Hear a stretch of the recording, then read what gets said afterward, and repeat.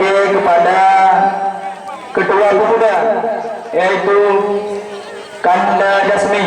Kepada Bang Jasmi, tempat unawade kami persilahkan dengan segala hormat.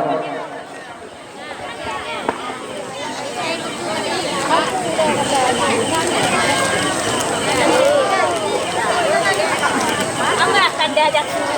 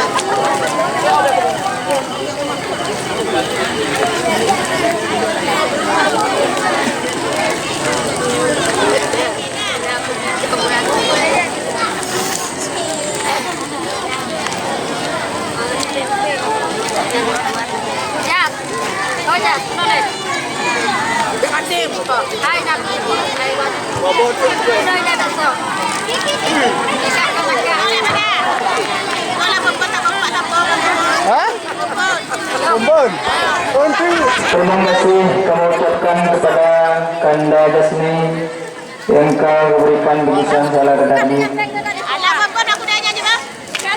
Kemudian acara yang kita idamkan yaitu pencerahan akbar yang akan disampaikan oleh Tengku Mulyadi Jamil. Kepada Bure Tuan Menwate kami persilakan dengan segala hormat. Kemudian bantuan selaku protokol yang ke nedong hadapan bapak dan ibu-ibu kaum muslimin dan kaum muslimat untuk diri dari hadapan warung menundun. Kemudian hanya kepada Allah lah memberikan lagi ampun dan kepada kaum ayah, kaum muslimin dan kaum muslimat dan lagi maaf. Undur maqala wala tandur maqala. Hadamullah wa iyyakum ajma'in. Assalamualaikum warahmatullahi wabarakatuh.